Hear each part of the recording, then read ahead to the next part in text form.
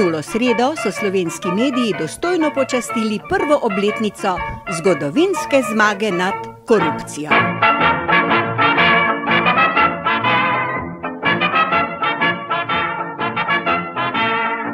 Letos to sicer še ni bil državni praznik, za drugo leto pa se lahko že nadejamo, da bo dan zmage nad korupcijo na koledarju označen z rdečo barvo kot dela prost dan.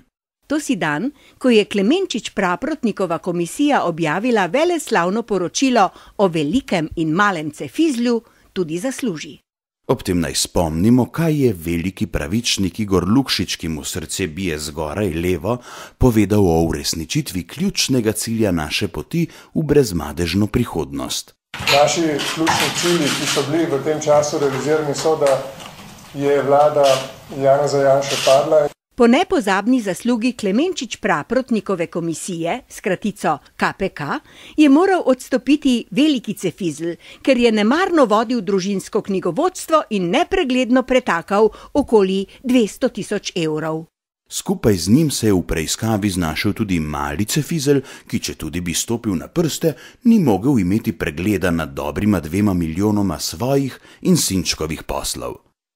Veliki in mali Cefizl sta po sklepu KPK postala brata v zaroti.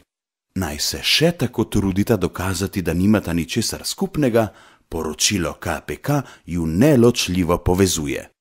Ni odveč poudariti, da ta povezanost velikega Cefizlja hudo jezi. Z malim Cefizljem namreč nikakor noče imeti nič skupnega. Jezen je tudi mali Cefizl, vendar manj. Malo zato, ker je manjši, predvsem pa zato, ker razume, da vsaka revolucija žre svoje otroke, kar pomeni, da jih žre tudi protikorupcijska revolucija. Genialnost poteze Klemenčič-Praprotnikove komisije, ki se iz kratico reče KPK, se razkriva prav v tem, kako ji je uspelo prikleniti malega Cefizlja na velikega. Treba se je zavedati, da je s tem bitka sicer dobljena, do končne zmage pa je še daleč. Zanosne občutke, ki nas prevevajo ob obletnici zmage nad korupcijo, namreč vsak dan znova skali poročanje medijev. Ne mine namreč dan, ko bi ti ne poročali o hišnih preiskavah, aretacijah, privedbah ali zaslišanjih. Kar je nezaslišano, saj je minilo že celo leto od zmage nad osovraženo korupcijo. Seveda je treba razumeti, da smo pač šele v prehodnem obdobju iz korupcijskega družbenega reda v brezmadežno prihodnost, ko bo vse naše. Žal pa pri mnogih naših ljudeh zavest o potrebnosti teh sprememb še ni dozorela. To je pred dnevi na javni televiziji ugotovil tudi eden od vodilnih ideologov nove dobe, Miha Kovačev. Tisto, kar me spet kot državljana moti, je to, da za pomemben del prebivalcev te države s tem ni nič narobe. Zakaj ni nič narobe? Zato, ker še zmeraj podpirajo oba politika. Tako da ni problem samo v politiki, problem je tudi v ljudstvu. Problem je torej v ljudstvu. V tebi, v meni, v nas. Treba nas bo popraviti ali pa zamenjati. To je jasno, ko beli dan.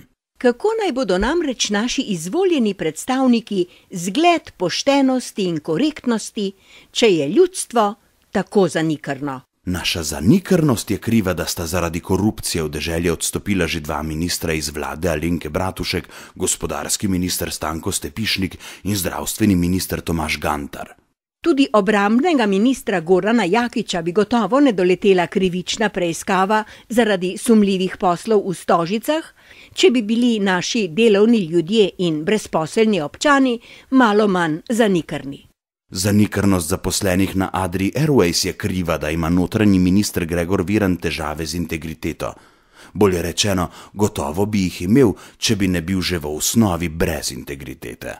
Na tem mestu se žal ne moremo spuščati v podrobnosti primera predsednika uprave Luke Koper. Nobenega dvoma pa ni, da je nesrečni Gašper Mišič podlegel alkoholizmu prav zaradi zanikrnosti volilne baze. Takih in podobnih primerov posledic ljudske zanikrnosti bi lahko našteli še nešteto. Zato je toliko bolj boleče udarila v javnost novica o ovadbi predsednika SD Igorja Lukšiča in šolskega ministra Jerneja Pikala. Ovadba jima očita nepravilnosti pri javnem razpisu Ministrstva za šolstvo, na katerem je zmagal projekt Fakultete za družbene vede Državljanska vzgoja. FDV je na ta račun prejela borih 700 tisoč evrov. Kaj pa je 700 tisoč evrov, lepo vas prosim? Za projekt državljanske vzgoje tako zanikrne populacije državljanov bi bilo tudi 700 milijonov najbrž premalo.